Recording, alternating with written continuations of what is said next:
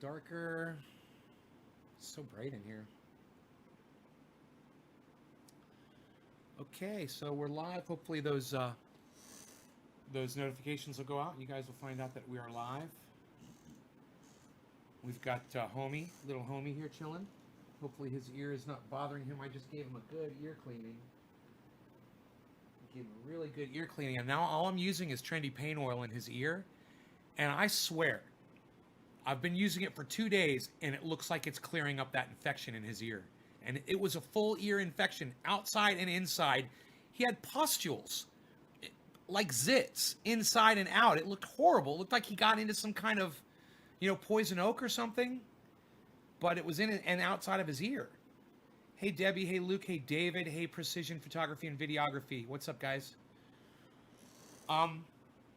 So I hope you all know who Aron Ra is, and if you don't, he's an atheist, and he's a very outspoken atheist. He likes to go around the internet debating people.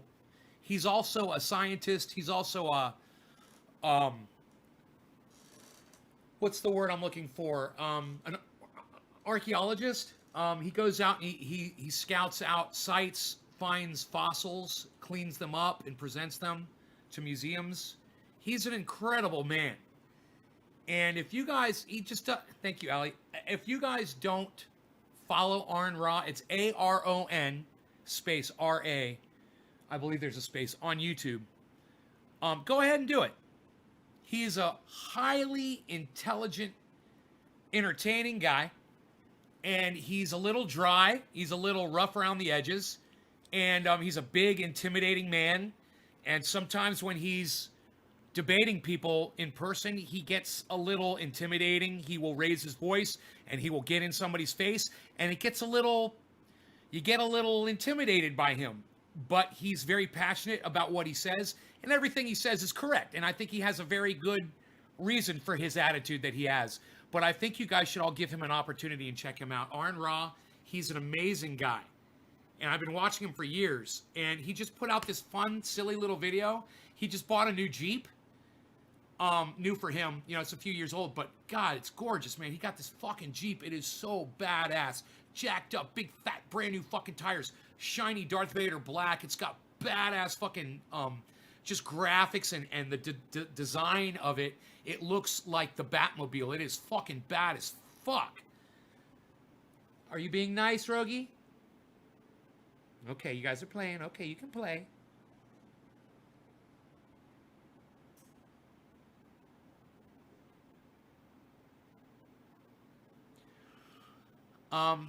Hey, Billy. But the thing about Aron Ra is he is multifaceted. He's not just an archaeologist. He's not just an atheist. He's not just a scientist. He's not just a YouTuber. He's so many things, and you guys should go check him out. He has a very gothic, dark appearance. He's got a Fu Manchu. Like I said, he's a big, intimidating man. He's got long hair. And he doesn't look like, when you first spot him, he doesn't look like the kind of guy who would know much about anything. He just doesn't appear that way. But hey, neither the fuck do I. Do I? Right? So give this guy an opportunity. I'm telling you, he's very entertaining. And I wish all of you would watch his show. In fact, I wish all of you would watch all the shows that I watch.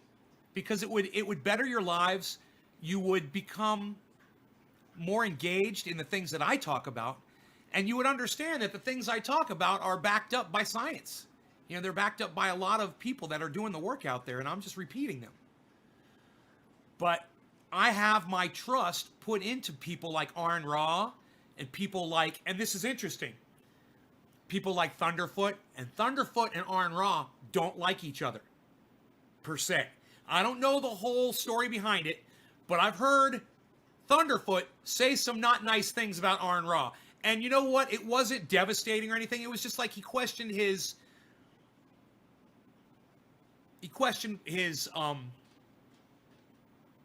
motives, I guess. But it doesn't matter to me. I respect and love both of them, and they're incredible people. And you should be following both Thunderfoot and Aron Ra on YouTube. These guys are amazing, intelligent intellectuals, and they've got their heads in the right spot. And if you follow more people like that, you will too. It'll rub off on you. It'll make you more intelligent. You know, your vocabulary will increase. The knowledge that you have will increase. You'll get this vast array of all kinds of knowledge. Between Thunderfoot and Aron Ra, man, you get the whole goddamn gamut. You'll get a full education. There's a few others I'd recommend, you know, like Just Have a Think. I told you guys about him. He's good. And there's these YouTube channels, and they are free for you, and all you have to do is just tune into them, guys. Just go get on YouTube, sign up, you know, and follow them, and you will be a better person, I promise you. Good, Chad. Well, Chad, son of a fuck nut. I can't believe Chad is actually going to act on my words right now. And I got to tell you, I'm going to do a bong hit for Chad, because I do believe he's the first person to say he's actually going to look them both up. Chad Burden, thank you. That's called engaging the streamer. And I try to engage y'all. I try to get you guys to think. I try to get you guys motivated to do whatever. But I like it when you motivate and inspire me. And the fact that Chad Burden is going to go do what I said, and he's going to go check out Aron Ra, and he's going to go check out Thunderfoot. It brings joy to my heart, Chad. I just wish more people would be like you. I wish you guys, when I say something, I wish you would fucking act on it instantly. Not fucking question it. I wish. You know, I know it's not going to happen. You don't trust me or whatever. Well, fuck you. I don't trust you either. How about that? I don't know you. You know, all I can say is I'm here showing you my life as often as I can, bringing you the good, the bad, and the ugly. And the least you could fucking do is be like Chad. More of you need to be like fucking Chad. Hey, Chad, you are going to enrich your life, my friend.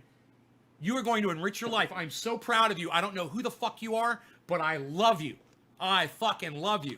And it's not because you're doing what I'm telling you to do. It's because I know you're going to go listen to two motherfuckers that are going to make your brain size increase. They're going to make you think outside the box. Thank you, Bad Bad Blue Jaws. They're going to make you think outside the box, and they're going to affect you. They're going in a positive way. Both of those guys, even though one might not like the other as much. I don't know what the fuck that's all about. I wouldn't mind talking to Thunderfoot about that. But, hey, fucking mosquito, get out of here. No law regarding cannabis. Cannabis isn't just for all. Cheers, everybody. Chad, I need more viewers like you, Chad. I need more Chad Burdens. I need more Chad. Chad, you are not a burden. You're definitely not a burden. But you are a burden. Because it's your name. But you are amazing, Chad, and I do appreciate it. And I know, like I said, not the fact that he's doing what I told him to do, but the fact that he's going to go watch these two guys that I'm telling you guys you should go watch because it's going to make you smarter. And he said, I'm going to go do it. In fact, he's the only fucking person on my live stream to say that. Crazy, huh? He's going to go do it. Chad Burden. Still just Chad. No one else, just Chad. But thanks, Chad.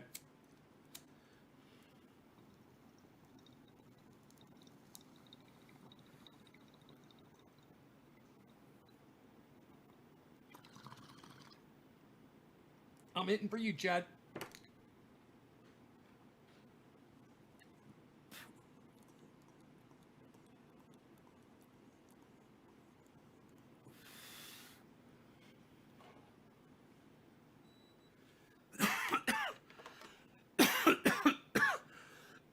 Oh, Bab Bab Blue Jaws, you subscribe to both Aron Ra and Thunderfoot? There you go. You're going to be a smarter person, man. You can't avoid it. They're going to make, unless you're like fucking, already one of the most smartest people on the planet. And even one of the most smartest people on the planet would learn something from Thunderfoot and Aron Ra. I'm telling you, man, they just have way too much information. They're going to throw it at you on every goddamn show that they do, every video they upload, and you're going to learn a ton. Aron Ra is fantastic, man. And if you guys don't know him, I'll gladly be the person to introduce you to him. You need to check out Aron Ra on the street debating some folk, and then you'll see what he's about. Because he's got no fear. He doesn't fear any man. And I love that about Aron Ra. He's got no fear of people whatsoever, man. He will, if you are disagreeing with him and you're wrong, he will fucking step right, he'll get fucking 4 inches from your face, and he will fucking start yelling in your fucking face to make his point. And I love that about him. That just fucking, I just love that he could use his weight, use his size and his intimidation for good. You know, for a change. It's nice to see. And yeah, some motherfuckers need to be intimidated, you know? Some idiots out there, like all these motherfucking COVID, flaunters that want to go out there and go out to shopping and go protest and do all that shit and breathe on other people. They're fucking idiots.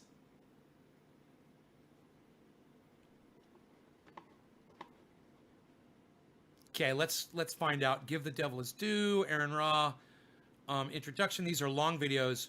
Creation debate. Unanswerable questions. Jesus wasn't Jesus. Jesus wasn't even alive, and I'd like to debate Aron Ra on that. See, I don't agree with Aron Ra on everything. He claims Jesus wasn't Jesus. I claim there never was a Jesus, and there's no evidence that there ever was one. But anyway, how zoology disproves Noah's flood. That's a 19-minute video. Okay, check this one out, okay? Because I love when he goes after the Bible. It's low-hanging fruit for him, and he eviscerates it, and he nails it every time. So listen to what he says about the fucking Bible. All right?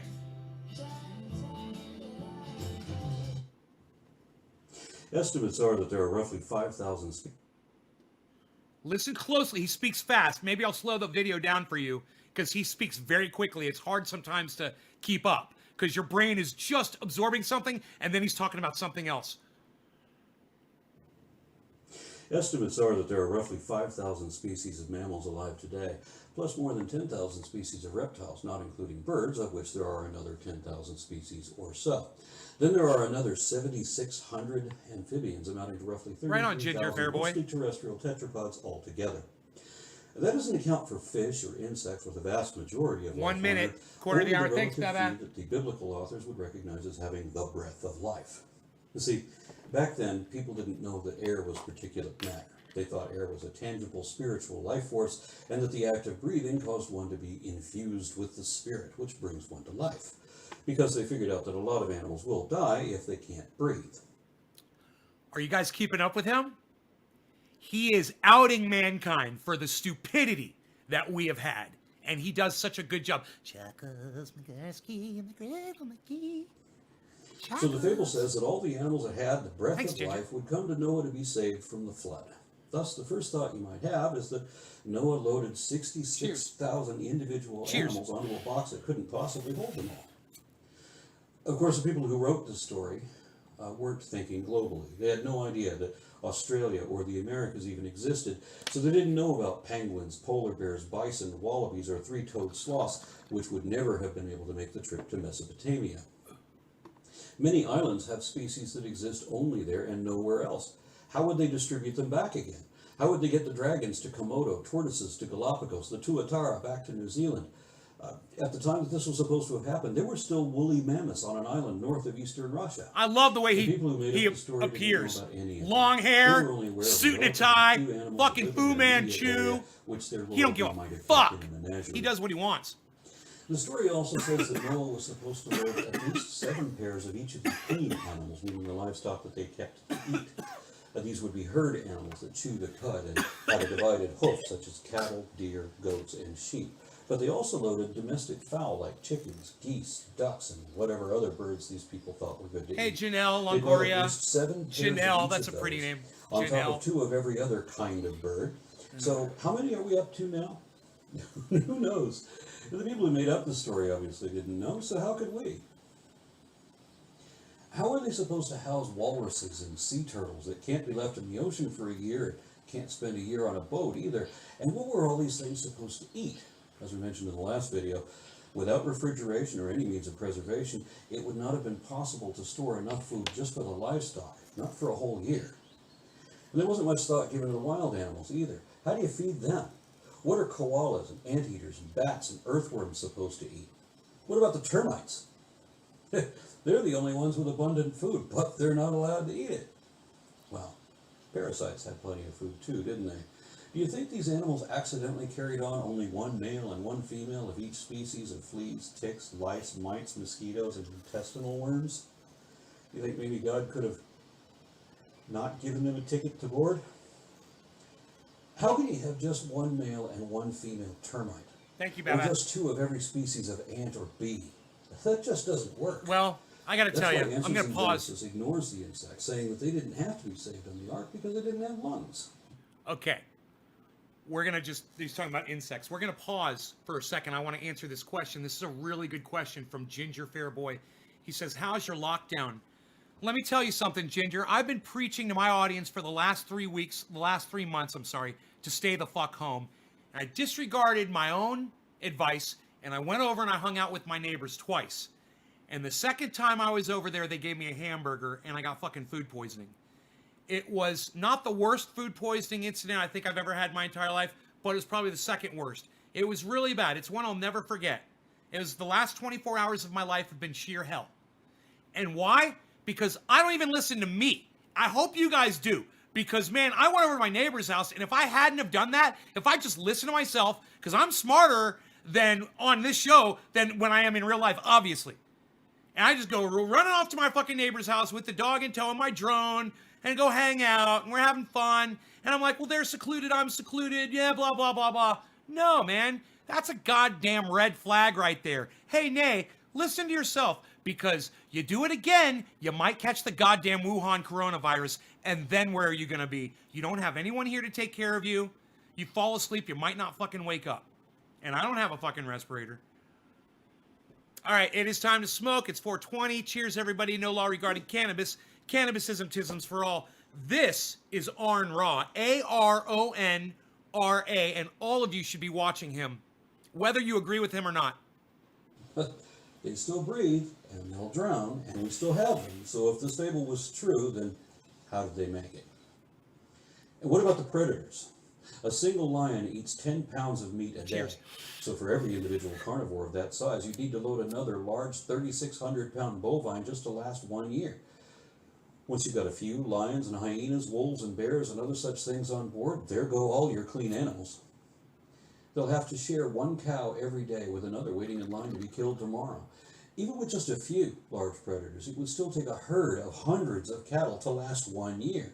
And even if you could keep all the predators fed for the duration of the deluge, they'd eat up all the prey in the first month back on shore. There's just no way any of this works.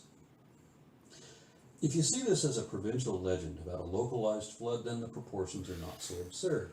But creationists tend to demand a worldwide flood with every species from every continent till the story no longer floats. Younger... I gotta say, I've always hated hunting. I've always fucking hated hunting. I'm anti-hunting, always have been. But in the last year or two, my attitudes have slightly changed.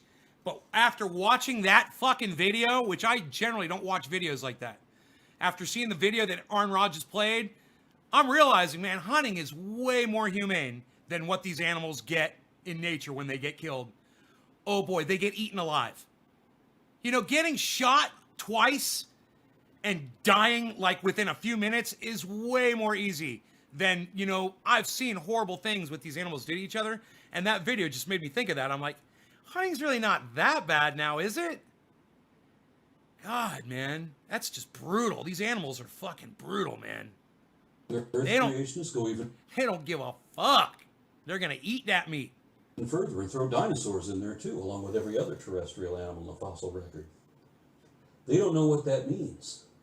It's not just that a couple of sauropods would have been too big for the ark all by themselves. It's that there are hundreds of species of dinosaurs and thousands more species of mammal-like reptiles, giant anapsids, terror birds, and several enormous ancient mammals which these religious extremists don't know anything at all about. No, Chuckles. Since young Earth creationists reject the entirety of geologic I can't history, have coffee they're because of my determined to make stomach. believe that everything I'd was love magically to. created all at once, and the I'm dinosaurs jealous. lived alongside people, at least in the Bible times. They're also determined to distort the Bible into mentioning dinosaurs. For example, the book of Job mentions Leviathan, Behemoth, and the unicorn. I know. The traditional joke is that the unicorn didn't make it on the ark, and that's why we don't have any today. But back in the Bronze Age, people had a very different idea of what a unicorn was. The Latin name of this animal is Diceros bicornis, and this one is called Rhinoceros unicornis. Huh. This is a unicorn. And bearing this in mind, read Job 39 again in the King James Bible. It makes a lot more sense when you see it as this instead of this. And likewise, the next chapter describes Behemoth as an elephant. All hunters should be like you. Bends or sways like a Middle Eastern cedar. It does not describe the size of the tail, nor in any way imply that it should look like a North American cedar, nor could the authors have even thought that. Instead, they said that the sinews of his stones are wrapped together, and his nose pierces snares. Or in other translations, they're trying to snare his nose. For these and other reasons, we know that this is an elephant. These traits are unique to elephants, and this is not the way anyone would describe a sauropod. But young Earth creationists insist on lying about that, so they can try to make this into a dinosaur. If you read the next chapter, Job's description of Leviathan is obviously based on a Nile crocodile. God damn, look at that crocodile! Every other reference to a dragon is either talking about a snake or a multi-headed monster. There are no dinosaurs in the Bible. The only dinosaurs that ever lived alongside men are birds, and creationists refuse to admit There's the fact Aron in that his street clothes. birds are dinosaurs. But let's imagine for a moment that every species that ever lived was alive at the same time. There are so many genera evident in the fossil record that what we have left today represent only about 1% of everything that has ever lived.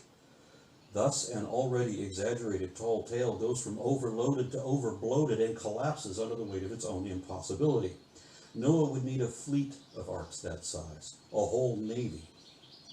Not everything had to be on the ark, because a lot of these were seagoing creatures, but then what happened to all the ammonites and trilobites, pliosaurs, plesiosaurs, ichthyosaurs, mosasaurs, placodonts, crinoids, eurypterids, and other things that are now entirely extinct? If God wanted to save any of these species, he certainly went about it the wrong way, didn't he?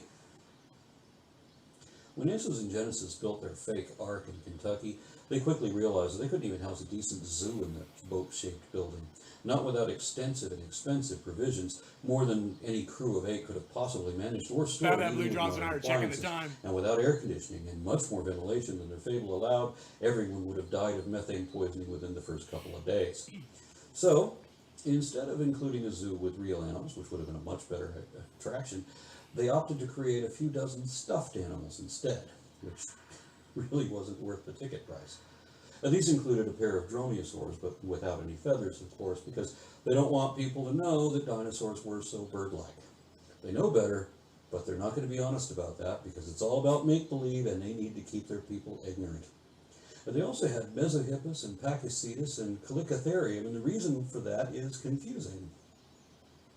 Being forced to defend an increasingly obviously indefensible myth, young Earth creationists painted themselves into a corner and used an unlikely excuse as their only escape. They realized that evolution was the only explanation they could use to reconcile all these impossibilities. The fact that finally clued Darwin to the idea that one species could diversify into many.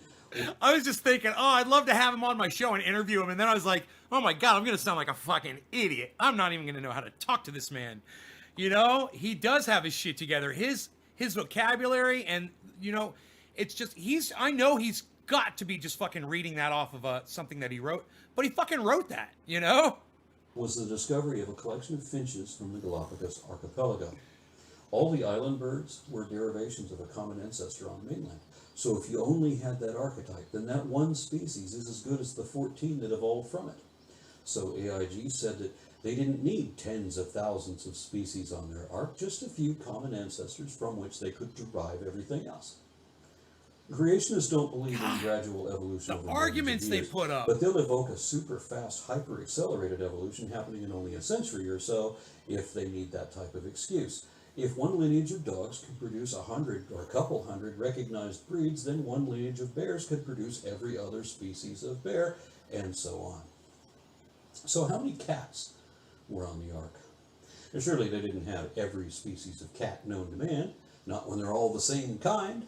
Why would you have 2 felines and 2 panthers and 2 scimitar cats when you could derive all 3 groups just from one breeding pair of proto-kitties, like a pair of prehistoric nymphorids, for example? These are a group of almost cats from the Eocene epoch. How long would it take on a young Earth creationist timescale for these to evolve into all the cats we have today? Well, there's a problem with that. Answers in Genesis said the flood happened less Oh, than and he listens to fucking death. He listens to speed metal, bro. Like Yngwie Malmsteen shit. Fucking awesome. So each of these species already he's way out of my league. You know, he's just... happened. He's Pachycetus so is far taxonomically advanced. basal He's to such the entire an ancestry of advanced human whales. being. But if you're going to allow In evolution so many to drive ways. all these descendants, and God. whales could have been left in the ocean, then why would you include a whale ancestor on the ark? Oh, yeah, because the magic book of fables says that whales were created as they are on the fifth day. But then, why did they have mesohippus, an intermediate stage in the evolution of horses? Why not derive all horses starting from the beginning with Eohippus or Hyracotherium? In fact, if you went just a bit further, you could have had Cambatherium, a taxonomic precursor of horses, rhinos, and calicotheres. So why did they have all three of those on the Ark encounter? He doesn't look like he's reading it, though. Their rhino cage was labeled unicorn. They had to do that in order to lend some credence to the fable. But the idea was that they could stock the boat with just a few basal precursors that could later branch into all the modern varieties. Well, except for dinosaurs, of course. They had already diversified into hundreds of species, and all of them became extinct immediately as soon as they stepped off the boat, along with more than 90% of everything else that ever lived. How's that for divine guidance? I know the Lord works in delirious ways. Delirious. Having a shipment where almost everything is dead upon arrival is not survival. And creationists don't have a problem with microevolution, that's variation within species. But they're Whoa. Okay. What? Micro what? What is that word? And this is, when I watch Aron Ra, this is what I will do. I will rewind it and I will listen to the word several times and I will look it up. I'm like, what the fuck did he just say? Guidance. I know the Lord works in delirious ways, but having a shipment where almost everything is dead upon arrival is not survival. And creationists don't have a problem with microevolution, that's variation within species. Microevolution that varies within the species, is that what he just said?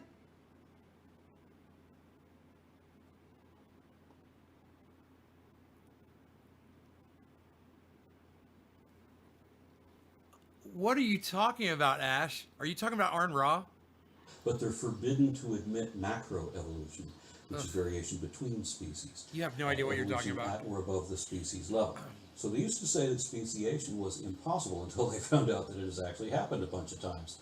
So they moved the goalposts such that the evolution of a new species of finch are just changes within a kind.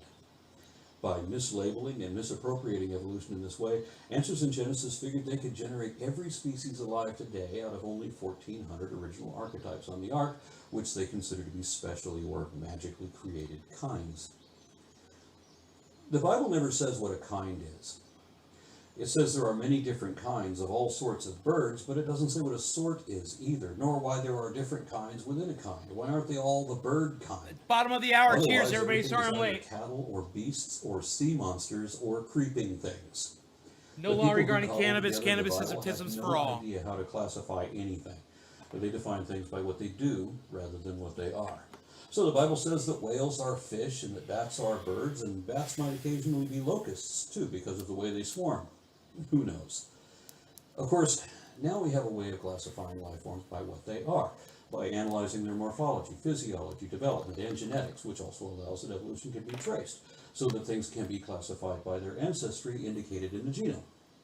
We see this demonstrated with the molecular phylogeny of living primates, a computer-generated cladogram based on analysis of multiple types of genetic markers, which confirms our familial relationship as one of the great apes. Of course, we've sequenced the genes of other organisms too, and they show a similar pattern. Studies of louse DNA show that human head lice diverged from chimpanzee body lice at about the same time that humans diverged from chimpanzees. Not surprising. But human pubic lice diverged from gorilla lice, and much more recently. How awkward is that? Genomic research consistently reveals evolutionary patterns throughout zoology. For example, I made a two-part video series on the evolution of cats and another one on the evolution of dogs, in which I referenced a number of chemically constructed cladograms, including a massive collaborative analysis of the molecular phylogeny of carnivora. This used... Of course I've sped up the video, guys, just so you know. two different types of genetic analysis to confirm that cats are definitely related to meerkats, bearcats, and polecats, as well as dogs, bears, seals, weasels, hyenas, and so on. So they're not different kinds, they're all the same kind. And so it goes with genetic orthologs linking every animal group in an unambiguous family tree that is also connected to other forms of life. Everything about phylogenetics is an inconvenient truth for creationists trying to Phylogenetics. avoid the truth. But it gets worse. Genomic research also shows periods of I'll be right population back. reduction with measured I mutation gotta rates put in my each laundry plant. in the dryer. These are consistent enough. The that towels comparative from when I genetics of was different populations fucking shows about sick 12,000 on the years ago, floor some unidentified in the cataclysm shower. wiped out about 3/4 of most large mammals. This is not concordant with the flood, either in timing or effect. Some species went extinct, some came through all right, but cheetahs barely survived, meaning that so few of them made it through that there was a population bottleneck causing a loss of genetic diversity. This left cheetah DNA with the deficiency of being effectively inbred.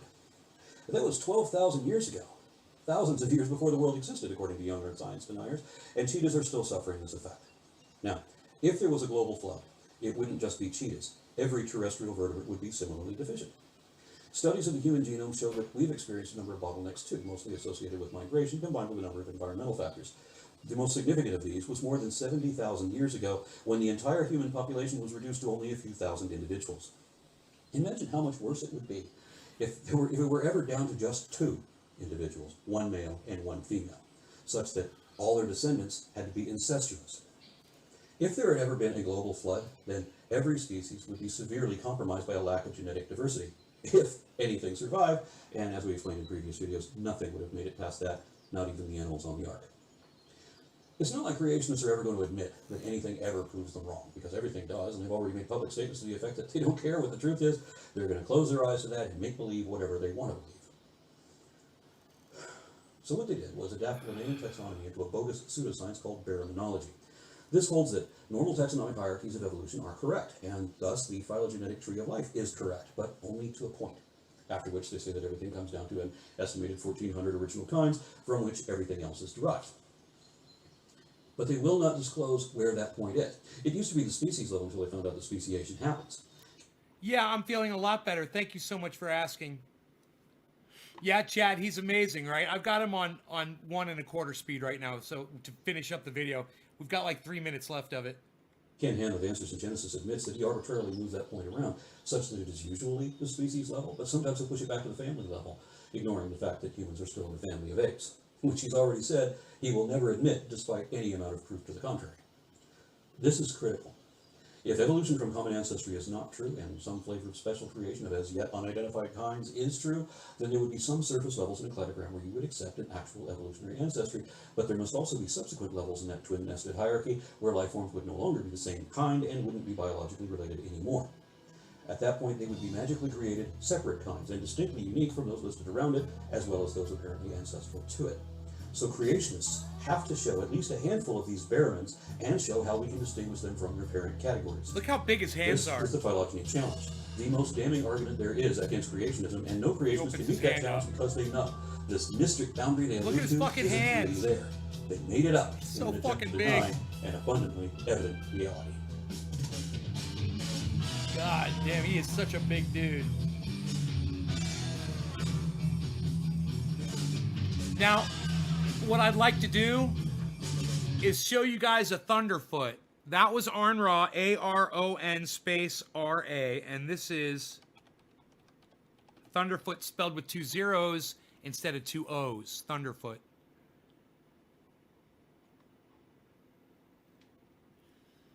And he's been doing some things on the coronavirus.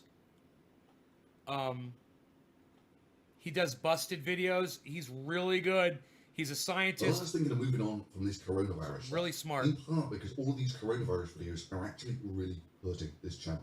I mean, ignoring the demonetization and all that sort of thing, they're clearly starting to hurt the visibility of this channel, which is crazy. The guy who made the video calling all this out in early February is the guy that Google purges from their search engine.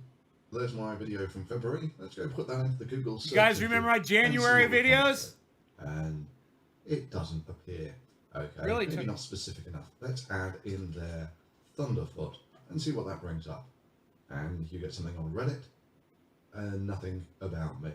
Then you go for videos, the exact bloody title, and it doesn't exist. This is what happens You have to to me. go through pages of this. He knows And exactly look, what that's I me. have to go Apart through. from- that's not me. That's another website that's just embedded my video. Now, I don't begrudge what I've done here, because at least I can look back and say, well, I might have only made a small contribution, but when I did, it was pretty much on the money. I mean, that early video that I was talking about in early February, that was made when virtually all the cases in the world were in China. They were in the 40,000 cases range at that time. And Man, cases in I other countries swear, in January, were we talking about cases being in America? Isn't that what I was talking about on the show? As I kept saying, one was in Chicago and one was in fucking Washington? Wasn't that back in January?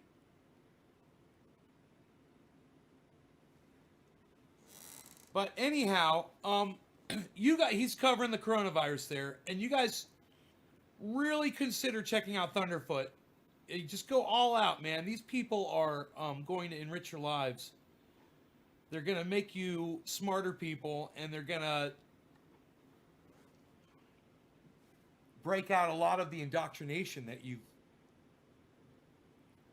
might feel like I might have broken out, some of the indoctrination that you've been, burdened with throughout your lives. But these guys come at it from a whole different level, man. And they shatter the bullshit. Both of them. Hey, Pro, what's up, son?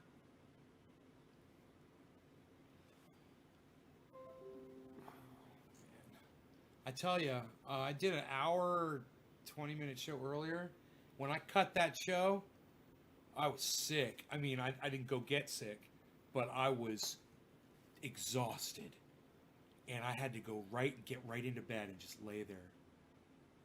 And that's exactly what I did. I was so tired.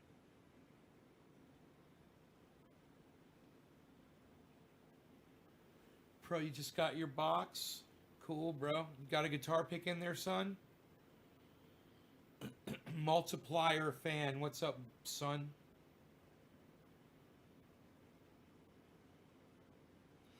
I don't know where my phone is. I think it's in the back somewhere. I gotta go get it.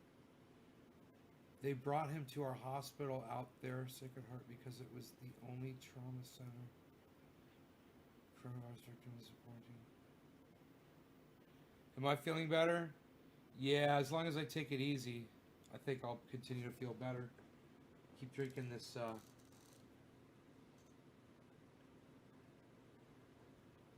this Gatorade that John brought over. He's my fucking hero. Oh, yeah.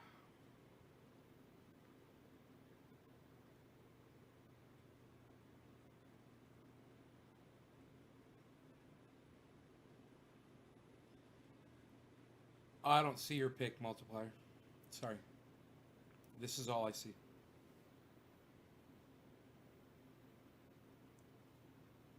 I just see a YouTube. You see that right over there? I see that little YouTube icon right there. That's what I see.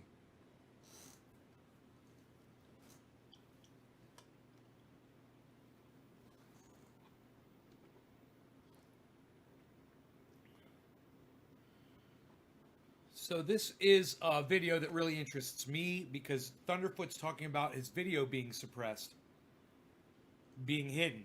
And that's what happens to me all the time. Now it's happened to him, and he's talking about, I don't think it would really interest you guys to hear him talk about that. He does full-on science. He goes out around the world, and he proves shit, and he does experiments, and he is... he's an educator, man. You guys need to check him out. Thunderfoot with 2 zeros. That simple. Thunderfoot, all one word with 2 zeros instead of OO on YouTube. You guys with me on that? You guys with me? You like Mark? I have no idea what you're talking about, Multiplier. I have no idea what that means. I'm going to cut out for a bit. I got to start to make dinner. Right on, Chad. Thanks for telling me. Why don't you take us with you, Chad? Will you go start to make dinner? Take us with you on a cell phone. Because I'm on so many things. You can pull me up on Facebook. You can pull me up on YouTube. You can pull me up on DLive. You can pull me up on Twitch. You do it from a smartphone. Plug it into a charger. Bring it into the kitchen. Go start the dinner with trendy ass dabbers. And I highly recommend everybody get one of these. If you're watching from a cell phone, these things are phenomenal. These little tripods for your cell phone. Man, they're so nice to have. They're great for both taking video and for watching video. Hey, there's a hummingbird outside. Maybe able to come over to this feeder. Come around to this feeder, buddy. We got feeders over here.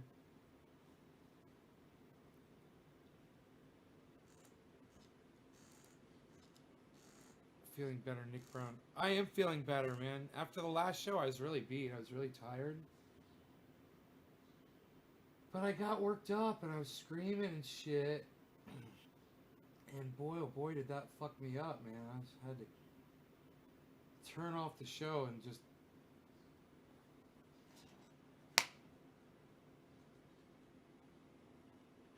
You know? I had to fucking just turn... I got that motherfucker. I'm showing him off.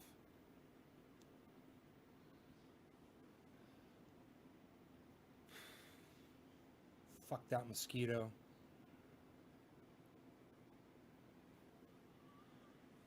I fucking hate them. Retirement community. What else did I say? I said something else. I can't remember what it was.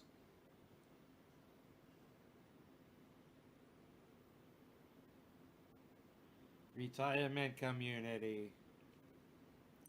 His the tone, he's got a very nasally sound. It's gonna be hard to work that in. Retirement community. It's not that nasal, but it's a little bit nasal. It's like he's talking through his nose. Retirement community. There's another mosquito. Where are these motherfuckers coming from? Oh, I must have the door open. Is Rogan can go out on the deck? Is the door open? Yeah, let's close that.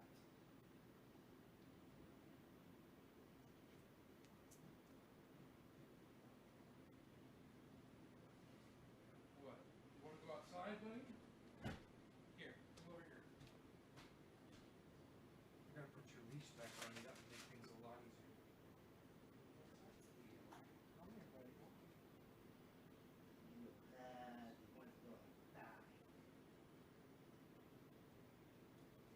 Here, come here, buddy. Let's go outside.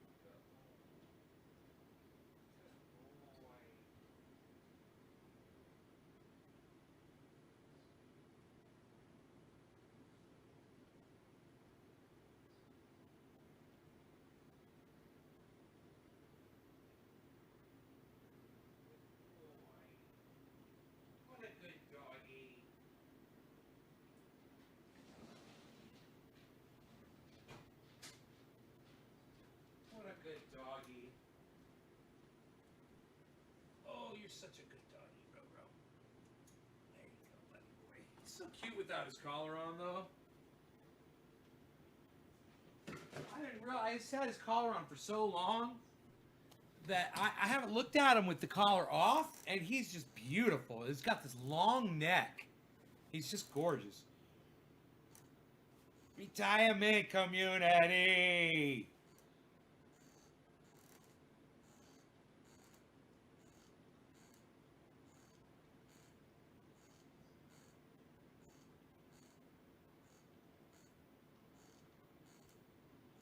Of a wrestler, really? Yeah, people say that about me too. I get all kinds of wrestlers, actually. I've never wrestled before, though. Never been a wrestler. Never got into the wrestling ring.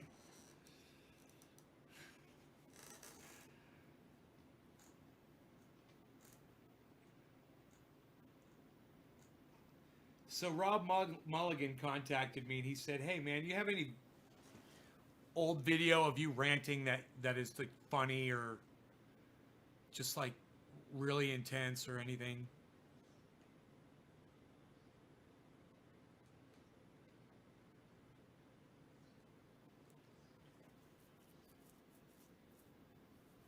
What I'd like to give him is a rant where I'm ranting about the fact that Jimmy, Ron, and David Packman and Kyle are all still talking about politics. Find that rant and send that to Rob Mulligan. That was the one.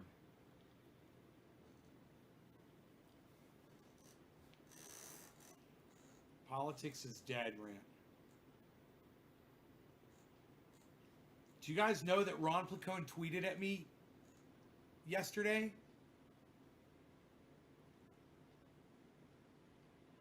Right in the middle of, I was on Twitter, right in the middle of my goddamn food poisoning. Makes my fucking year. Tweeted at me. Ron Placone. Ron Placone. I feel like that scene from The Three Amigos where Martin Short is saying, Lillian Gish. She walked up to me, she looked me in the eye, and she said, "You've got it. You've got it." Lillian Gish. That's me saying, Ron Placone tweeted at me. Ron Placone.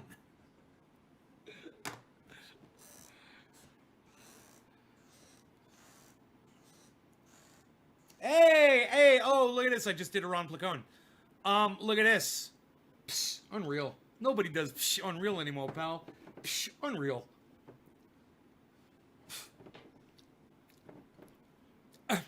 Psh, psh, this psh TV. You never heard of it, pal? Psh, unreal. Psh. All right, no law regarding cannabis. Cannabis is just for all. Happy 420, everybody, in Newfoundland, and cheers.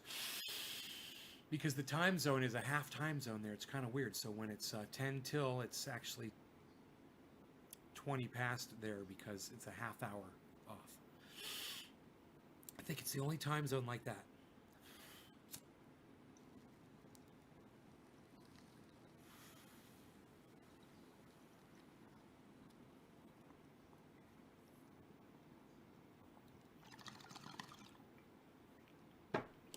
Really, really stupid, if you ask me. I'd just be like, pick a time zone, Newfoundland, really? You gotta be special.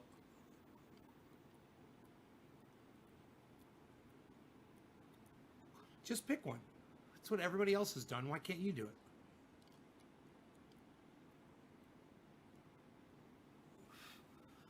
it? Just pick the fucking time zone, Newfoundland. I want a fucking shirt that says that. Just pick the fucking time zone, Newfoundland. That's kind of funny.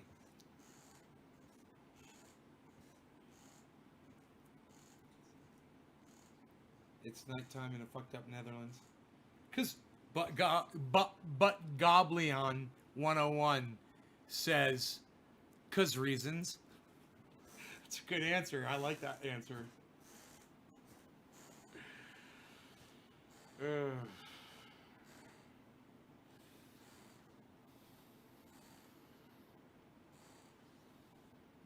new BHO is great.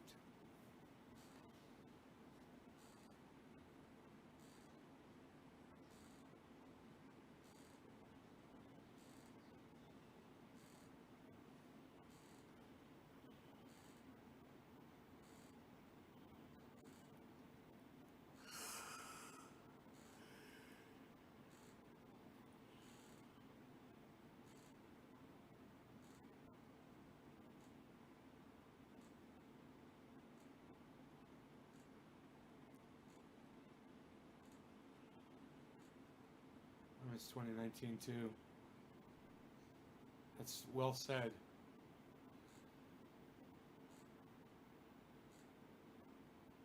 But we were all getting ready for it over here, Multiplier. I mean, I was warning all my audience to get ready for anything. Just be ready for anything and go off grid. Then whatever happens, you're ready for it. Doesn't matter what it is, you'll be ready for it. This would have been a perfect time for everyone that I've been telling for years to be off grid and be self-sufficient and have food and have all things you need to say, yeah, thanks to Nay, I do have all of those things and I'm living comfortably right now. Because he's been warning us for fucking years on this channel, and you can go back and watch my old videos. Off grid, off grid, off grid. Look at this goddamn mosquito. I want to kill it. It's on the ceiling. And now it's gone. Where did it go? Where'd that little fuck stick go? I'll fucking kill it. Where'd you go? Oh, did you get caught in a goddamn spider web? Dude, I swear if that fucking happened, oh my god. I'll laugh my ass off. Hail, hail the fucking spider web. Thank you, Angela. Thank you. This was a present from a friend of mine. His name was Buddy.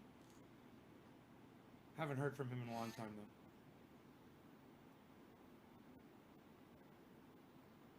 What kind of Jeep did he get? Fucking badass Jeep, son. Here, watch this shit. Go to my library. Go to my video library. Library or history? Let's just hit history. It's a JKU. And I'll go right to the spot in the video where he shows the fucking thing. It is bad as fucking Jeep. One of the baddest fucking Jeeps I've ever fucking seen. This time, whatever everything completely stripped down. It's not quite.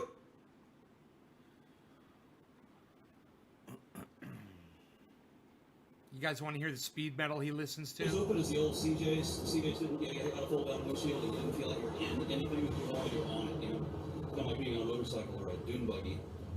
But this, this is wholly appropriate, and the seat speeds just fine. Can't believe how cheap they got this. This was half as much as what most Jeeps. Listen to the music right here. Cost. Now this one is better taken care of in a hell of a lot better shape than most of them. So, I'm going to be heading out to West Texas or wherever you're going to be leaving possibly. 710. All right, this 710 in the video. This is where you can check out the Jeep.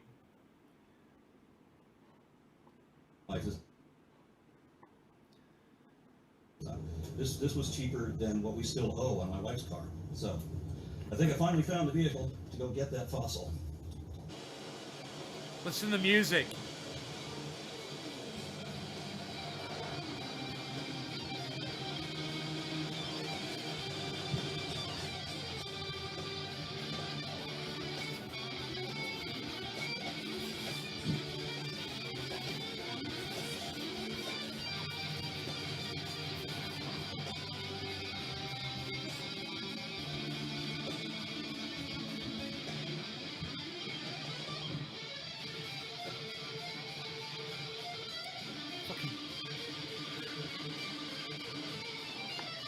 I love the music. Look at that fucker. Look at the tires on that bitch. Fucking murdered out Jeep, motherfucker.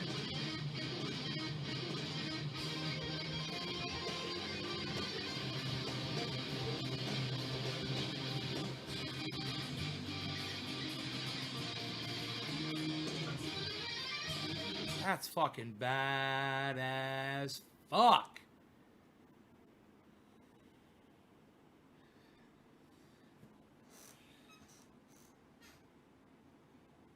That is just, whoever it is, dude, it is shredding guitar playing. Some like Megadeth shit on steroids.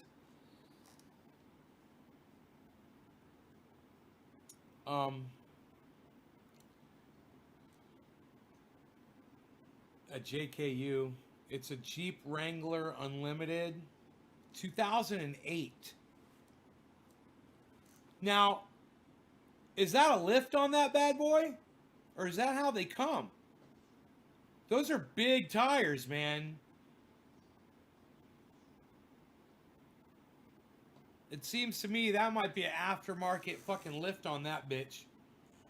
And it's got that badass toe thing on the front with the goddamn, you know?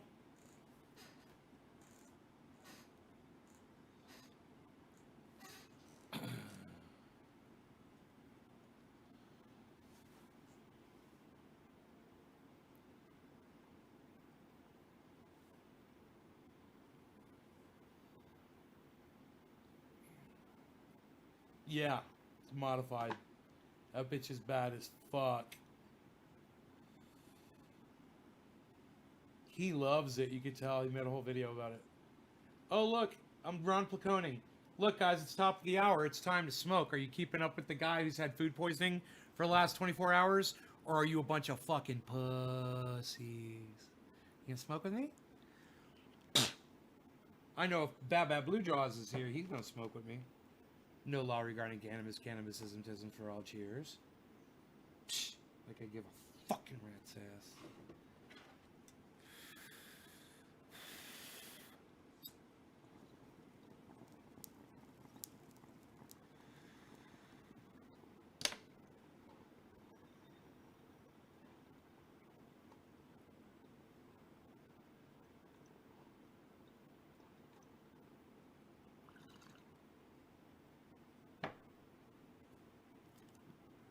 Cheers, bitch.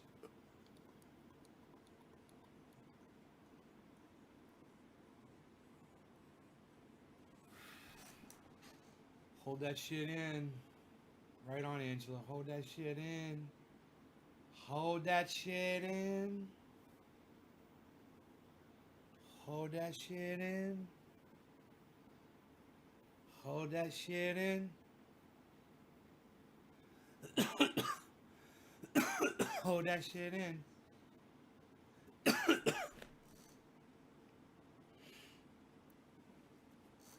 Dude, I was laying in bed before. I was so tired. And I guess I slept. I don't know. But, the dog came into the room, you know? And he started growling at me. You know, he talks, blah, blah, blah. He's never violently. He just growls, you know. He's trying to talk and shit. And I'm like, what, do you want to go outside? So I get up out of bed, and he just stands there. I'm like, oh, you want to get up on the bed with your daddy? So I picked him up. I put him on the bed. He's 50 pounds, man. And by that time, I'm knocked out again from picking his ass up. I get back in the bed, and he comes right over, just like he always does. Fucking hugging on me, putting his head up against me and shit, man. He's so sweet. He's so gentle. I don't know where he is right now.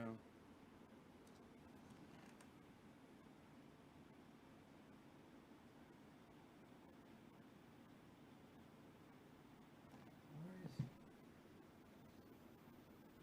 Can't be updated. Good. Right there. Okay. He's right there. He's here. He's up. I'll point to where he is. He's right here on the floor. just can't see him down there. Is the knee good? You know, through all my sickness and stuff and having to bend over and it's, yeah, considering that, my goodness. Ugh, rotten fucking death coming from my gut. It's a beautiful thing.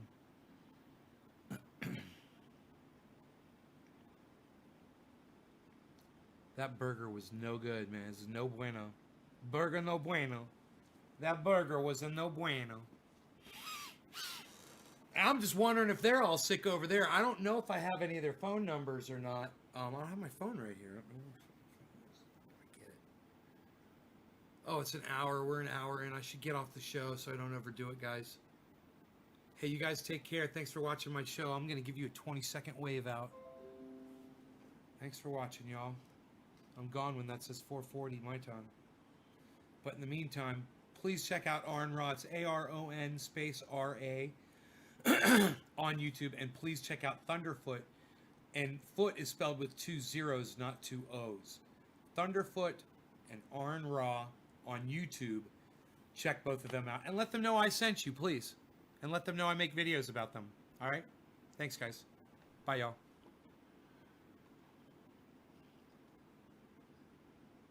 Oh, and you can reach those guys on Twitter, too. I don't know, Chuckles. I don't know. We'll see. I have no idea. We'll see how I'm feeling. I might try to eat. Kind of excited about trying to eat some food. You know, I'm at that point. Hey, I've lost 9 fucking pounds. 186. What did I say? 180. Yeah, 186 at last check. 186 pounds. I'm down to. Still too flabby though.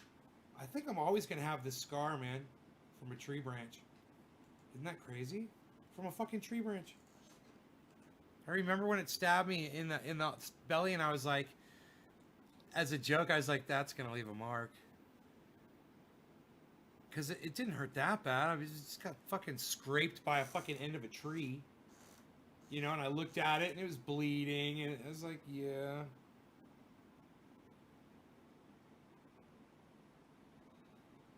Yeah, it looks like I had surgery. Fucking tree, man. Chad says, I hope you start feeling better, but I just checked out Thunderfoot. I love it. It is hilarious. Some of what Thunderfoot says is hilarious, Chad. It's same with Aron Ra. They'll do some funny shit. But you need to go check out more of their stuff and go back and through the titles of the videos and find something that interests you in the titles. That's how you do it. Go to their videos page and go through all their videos and see if there's something that, you know, they might be talking about something you heard about. You know, something you, and it says busted or whatever. Especially Thunderfoot does that.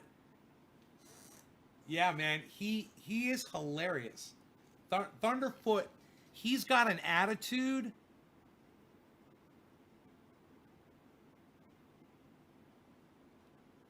Yeah, he's got this fucking attitude, man, that is just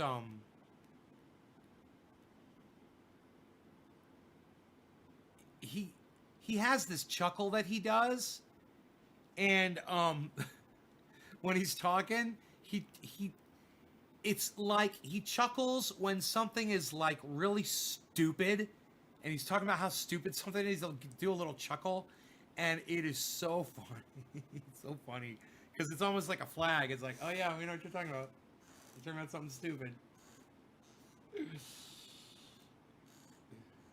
UFO Pentagon tapes. Yeah. Watch him. Does he have one called UFO Pentagon tapes? Is that a Thunderfoot video?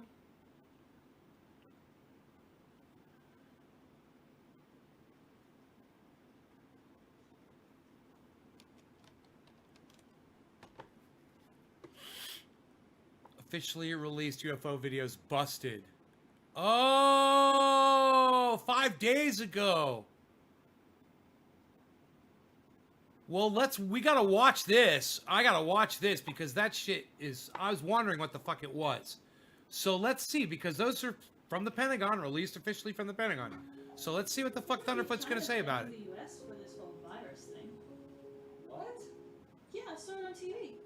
That's crazy, because you know it was the Chinese Communist Party's cover-up that led to this whole pandemic. Huh? What makes you say that? It,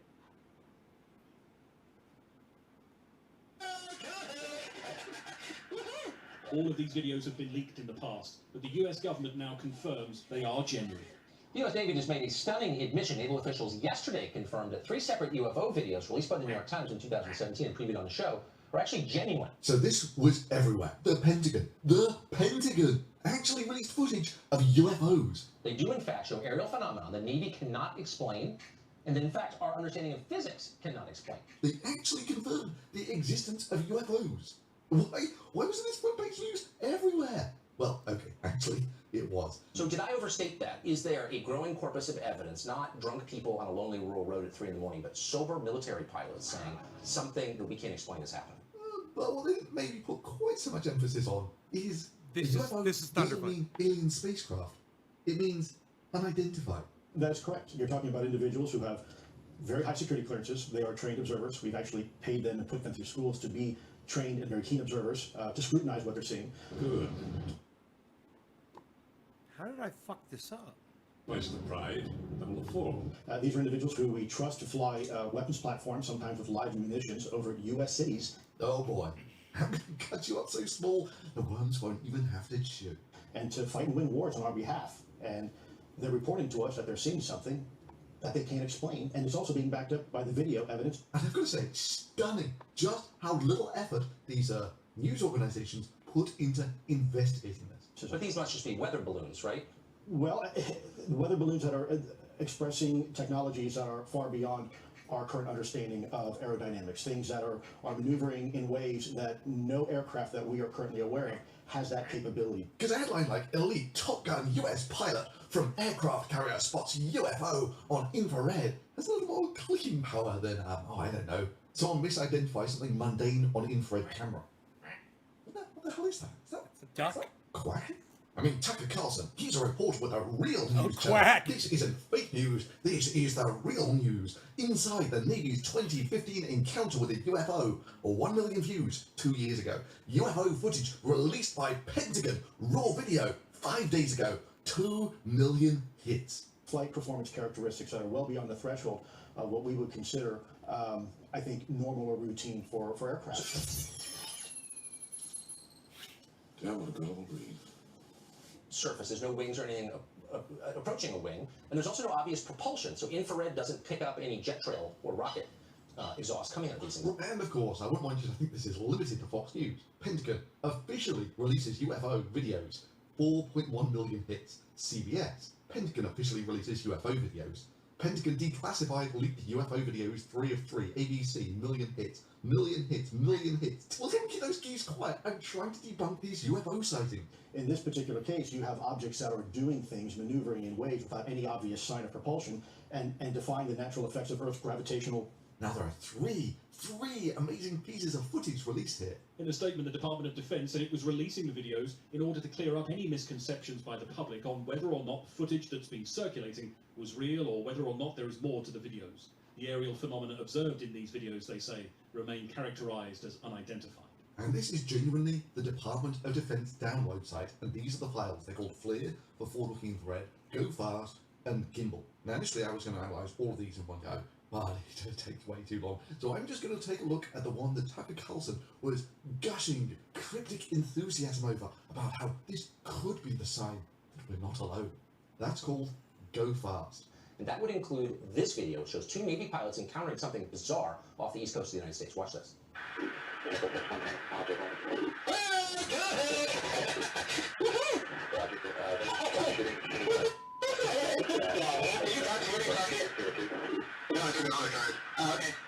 Okay, so he says there, that he didn't buy. These are guys who fly for a living, who know what other airplanes look like, including those maintained by foreign governments, and they're totally shocked by this. This is one among many incidents like it. Totally shocked. including They many sound like that they're happen in the middle fucking of the day to sober people. goofballs. Well, what we see is something whizzing along, and someone's trying to catch it with a camera, and eventually they get a lock on, and boom! Which I've got to admit, when you understand what you're looking at here, is a superb piece of engineering. Now, what you've got to understand here is all of this footage is in the infrared. So hot things either appear as black or as white, depending on which mode the infrared is in. And how can you tell which one it's in? It's there in the overlay, that thing at the bottom there. So the target that we're tracking here isn't actually that much hotter or warmer than the surroundings. I mean, it's certainly not the sort of temperature you would get off a jet engine or any engine for that matter. I'm going to go out on a limb and say it's about the same temperature as a flying duck. Previously, they've said advanced unknown aircraft. I love Hitman. No matter what you do to them, you don't feel bad. It's a duck. So here we've got some infrared footage. So you can see it's a hot summer's day, and it's 26 degrees. That's warm to the touch. And the sky obviously didn't put out much infrared. So what do birds look like in the infrared? And there you go. That's what birds look like in the infrared. So little specks of slightly warm stuff, because birds are warm-blooded, especially when they're doing exercise, like when they're flying. I can't even see it. We can sort of change the contrast range on our camera such that we can, my God, look at those strange flying entities in the sky. My God, look at that. Look at those strange unidentified aerial phenomena. I wonder what they could possibly be. And look, let's track them. And they change direction magically like that, defying gravity with no obvious signs of propulsion. Now they're saying unidentified aerial phenomena, and it's a term borrowed from the British government. We used it in the Ministry of Defence, and we meant UFOs. And the guy running the sensor on the plane is probably bored out of his mind, and he's just trying to get a lock on to the duck. Actually, maybe it looks more like a seagull to me. And he's tried several times to get the lock on, and when he does, it goes zoom, it goes fast. How can that be? And how can this truly be a sign that we are not alone?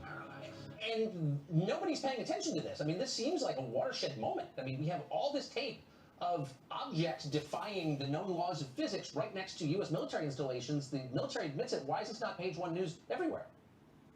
Well, it should be, absolutely. So Planes, turns out, fly faster than birds. And the camera on this plane is gimbaled, such that, when the planes are flying along, they can look that's at just a the fixed bird point on the fucking ground changing. without too much fiddle. That looked like the So thing is when the camera rotating when you're pointing, thinking it that. actually contains But that's just the communication bird on the fucking overlay. So it's 40 changing degrees its flight. left, that sort of thing. Well, that little dot there. And they shows keep the which camera right direction on it, the so it camera looks- is pointing relative to the plane's motion. God. So let's see what happens when they get the lock on. It goes a whiz, and the camera starts scrolling around to the left as the plane overtakes the bird.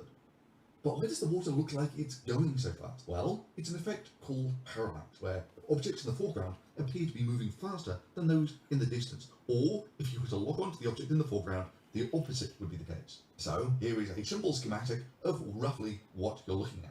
Is the plane is flying along, and it gets the lock onto the bird, which is effectively stationary compared to the speed that the plane is flying at. And then once you get the lock on, the camera scrolls around, and it looks like the background is moving very fast compared to the bird. It goes fast. The U.S. government is admitting that they have no idea what these things are, that they're probably not some Russian superplane. Those who've actually been to space are skeptical about what the videos reveal. These objects are probably some kind of secret military program. The Pentagon, I'm assuming, declassified them because there was a lot of speculation going out there. They had already been leaked, so why not come out and say, okay, these films are genuine, they do exist. But we How don't many know. views does this So video let's have? take the simplest schematic of 160,000. and compare this to the And he released unidentified it flying object seen May by the 3rd. fighter plane. These aircraft carriers that many 5 of these days ago. UFOs have been interacting with, obviously these are billion-dollar assets. And if the official position of the most powerful navy in the world is, frankly, little more than, we don't know what this is, I don't think that's good enough. And I'm sure there's people out there who will say the mere fact that it's parallax is proof that it's aliens. All the threats to core ever faced the gravest was an entity of fear known as parallax. I mean, your suspicion should have been first clued in when, yeah, you can just about make out it flapping its wings. Boom, boom, boom, boom. Cool. So what else have we got on this Department of Defense Pentagon footage that no one else can explain? Well, if you take a look at the display here, this is the altitude of the plane in feet. which is 25,000 feet to about 8,000 meters. This up here tells you the field of view. The narrow field of view, turns out, with a zoom factor of 1, means the entire field of view here is about 1.5 degrees. That's about 3 times the diameter of the full moon. Or to look at it another way, if you hold up both of your thumbs at arm's length, it's about that sort of angular size. So, from that, we can calculate what the field of view is on the ground at this magnification. And from that, we can get an estimate of the size of this object. Now, there's one last fly in the ointment here. This is the angle that the camera is pointing at, where 0 would mean that the camera is pointing towards the horizon, and minus 35 means it's pointing somewhat down towards the ground. But let's just, for the sake of argument, say that it's pointing directly down at the moment to get a feel for the field of view on the ground. So here's our plane, and this is the actual field of view that you're looking at. We know that this distance here is about 8,000 meters, which means that you can calculate that this distance here is about 200 meters. The field of view here is about 200 meters. It's about the length of 2 football fields. So let's put 2 football fields on there to see if we can get an idea of how big this object could be really at its biggest. Even when you include the fact that the camera isn't pointing directly down but out about 20 degrees from the horizon, you're only looking at about a factor of 2 in size. And that's the maximum possible size this object can be if it's actually sat on the ground at its furthest distance. We clearly can see that it's not at its furthest distance, but actually up in the air somewhere. They do in fact show aerial phenomena the Navy cannot explain, and that in fact our understanding of physics cannot explain. Tell me this isn't a government operation. The things that have been reported are that it was $22 million spent over a few years. It was people like you who had other jobs in the military but sort of came together to try and figure these things out, and that there were facilities that were leased and built to hold things that were found. So can we get an estimate of how high this object actually is? Why, yes, we can. You know, not so much using our understanding of physics, but say, for instance, geometry. And I'm sure Tucker here will tell you that the Navy, you know, despite building billion-dollar aircraft carriers, you know, they just can't understand geometry. So what do we know? We know the speed that the aircraft is going at because it's right there on the display. 0.61, 0.62 Mach, that sort of thing. Which means that in about 1.5 seconds, the plane will have travelled about 300 meters. Now, why did I choose 1.5 seconds there?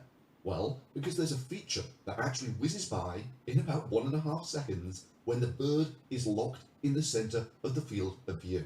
So, we know the field of view is about 200 meters, we know the plane has travelled about 300 meters, and we know that the bird is sat in the middle of the field of view for all of this time. So we know roughly where the bird is in between the ground and the plane, and we know the altitude of the plane, so we can get an estimate of the height that the bird is at. Now you can include, of course, the offset of the camera here, but it turns out all of these things come to out in ratio, so this is just the simplified version. But these must just be weather balloons, right? Well, the weather balloons that are expressing technologies that are far beyond our current understanding of aerodynamics, things that are maneuvering in ways that no aircraft that we are currently aware of has that capability to. I think it's terrifying. I mean, this seems potentially like one of the biggest stories of my lifetime, and I don't care if it's about UFOs or whatever you call it. Something that we don't understand is getting very close to our military aircraft, and the government isn't responding adequately, and I hope you keep sounding the alarm on this.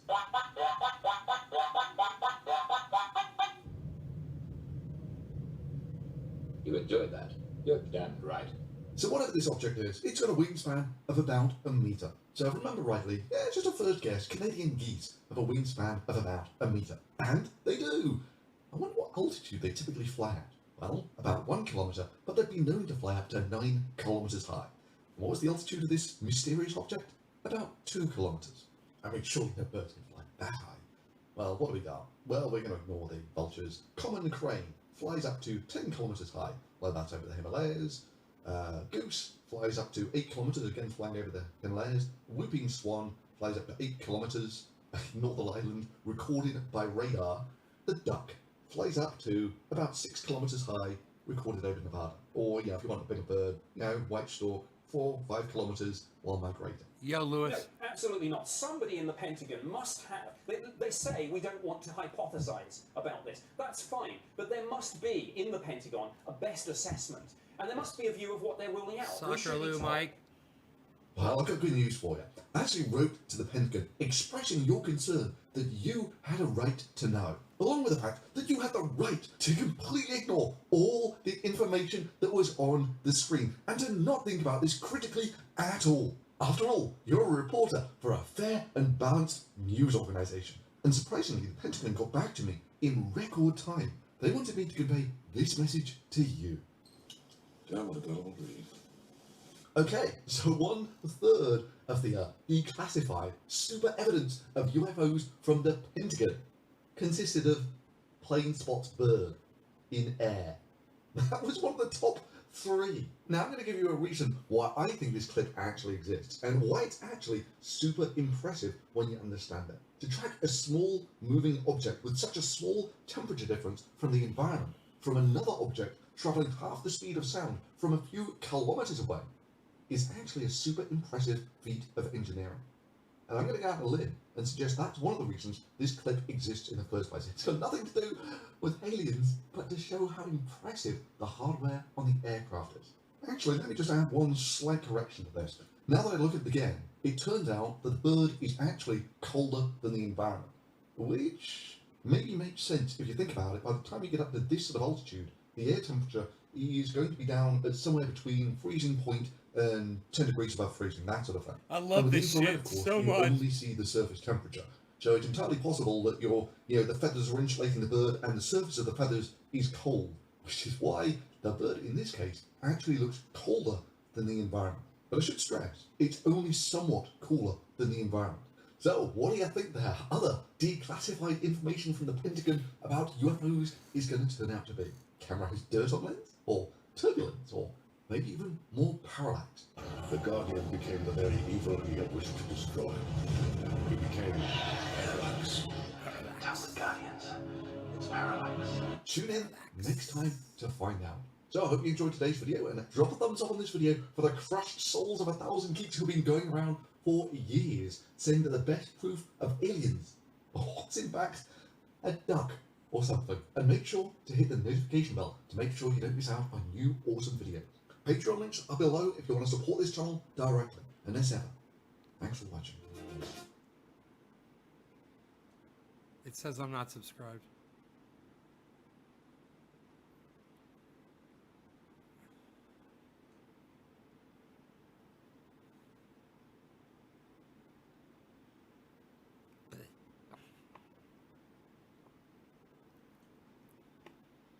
So you guys check them out.